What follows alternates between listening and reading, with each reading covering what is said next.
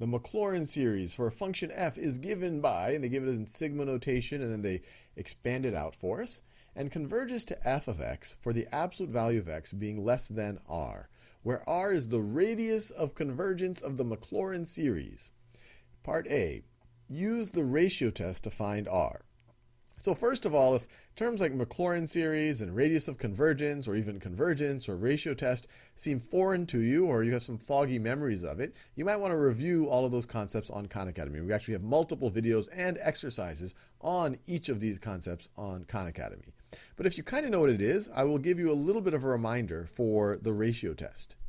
So the ratio test tells us if we have an infinite series, so we go from n equals 1 to infinity, and each term is a sub n, the ratio test says, all right, well, let's consider the ratio between successive terms. So we could say the ratio of a sub n plus 1 over a sub n. And in particular, we want to focus on the absolute value of this ratio.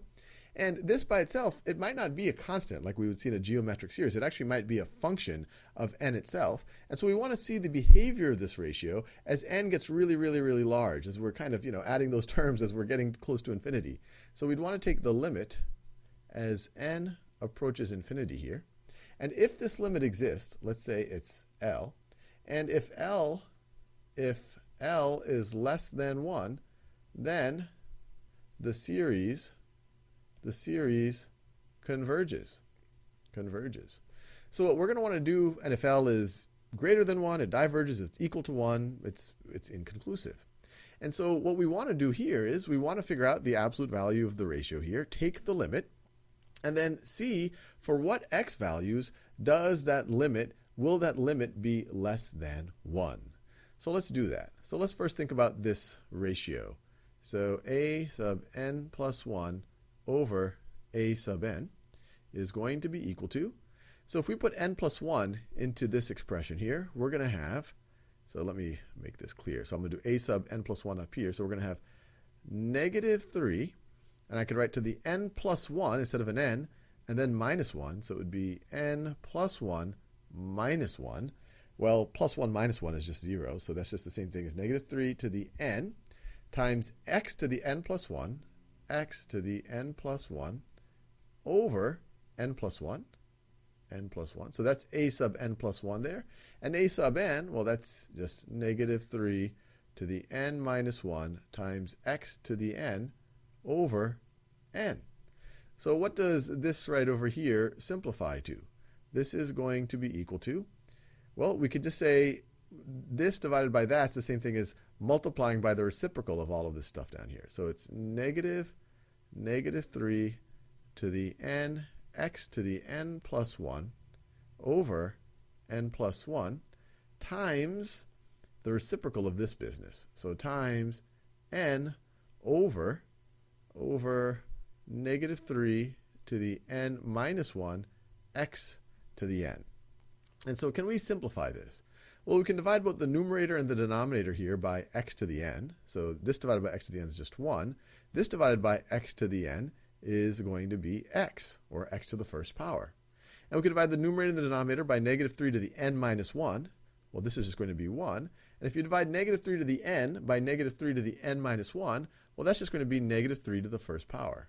So this is all going to be negative 3x n over n plus 1. So now let's think about what the limit of the absolute value of this as n approaches infinity is. So the limit as n approaches infinity of the absolute value of negative 3x n over n plus 1. Now, some of you might recognize if we focus on n, we have the same degree up here, same degree down here. This both n to the first. So these are going to, the n over n plus 1 is going to approach 1. And so you might say, okay, well, this is going to be the absolute value of negative 3x. But if you want to make that a little bit clearer, this is equal to the limit as n approaches infinity of, and I'll write it this way. Let me write it. So I could write the absolute value of negative 3x, or the absolute value of negative 3x is the same thing as 3 times the absolute value of x times the absolute value of, if I divide the numerator here by n, I would get 1. And if I divide the denominator by n, I can do, as long as, if I multiply or divide the denominator by this, the numerator and the denominator by the same thing, I'm not changing its value.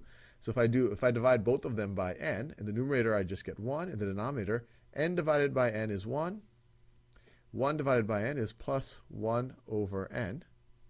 And so this might be a little bit clearer that, okay, as n approaches infinity, well, we don't know, this doesn't deal with n, but this over here, 1 over n is going to approach 0, and so this whole thing is going to approach 1, and so the limit is going to be 3 times the absolute value of x. And so remember, this series converges if this limit is less than 1. So converges if 3 times the absolute value of x is less than 1. Or we could say the absolute value of x, just divide both sides by 3, is less than 1/3. And so we have just found our radius of convergence, r. So we could say r is equal to 1/3. This Maclaurin series is going to converge as long as the absolute value of x is less than 1/3. Or we could say our radius of convergence is equal to, our radius of convergence is equal to 1/3. So there you go.